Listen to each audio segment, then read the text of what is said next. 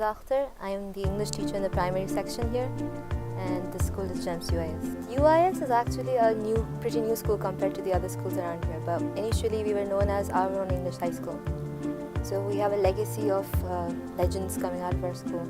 I'm pretty new with the school, but even when I was back in the day when I was in school, I've heard a lot about the people who've been teaching here, who've come out of here.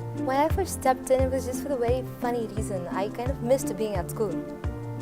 So I just came back to teach, and once I got into the field, once I became a part of it, like I've been from a family of teachers. My mom is one, my aunt is one. So I thought, let's give it a try. But when I actually stepped in, it kind of felt really beautiful, with a different feeling.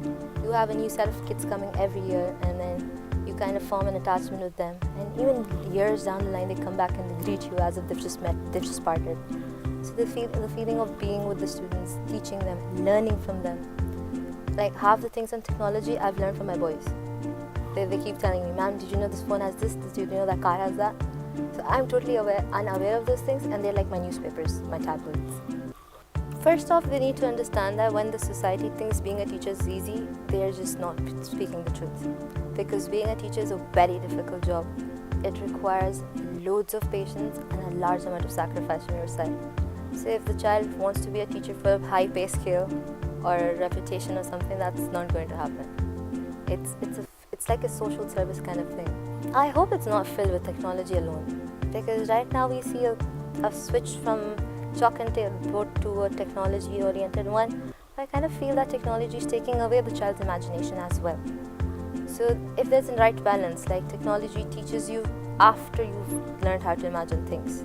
Like touch and feel, the technical, the traditional touch and feel ways should be there. Reading of books should be there. Books should be in paper, not on tabs. So as long as there's a balance between the two, I think it's going to be fine. A few of the differences I feel, because I haven't been out of school quite long. 2009 was when I graduated from school. So from that time to now, and when I listened to stories of people when they were in school where corporal punishments were allowed and all, the behavior of student and teacher has changed a lot. Now the student doesn't fear you, but they're more like your friends now. But then when it comes to that, I think if you don't keep it in check, there will be one point where the student will start disrespecting you. And it's kind of important that the student keeps the elderly respect with the teacher, because although we are friends, they need to understand that not everybody out there is going to be as open, as welcoming as we are. So they need to understand that there are certain boundaries they can cross, there are certain lines they can't cross.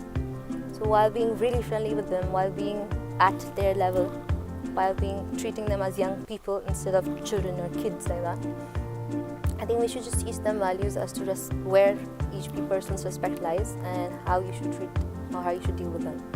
I think that's the world's biggest misconception.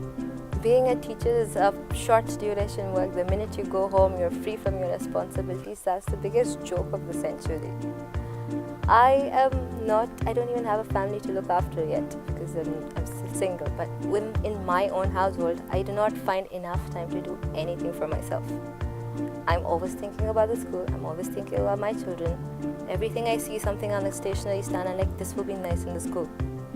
A person like as free as me, I do not have a mental space away from the school. So I really appreciate the teachers who've come down with their own families, and they go back home and they never ignore any of their household chores. So it's like they are doing two 24-hour jobs in one 24-hour span. That's why it's really hats off to those people. So all those who think teaching is an easy profession, they really need to understand that a teacher never stops being a teacher, whether at home or at school.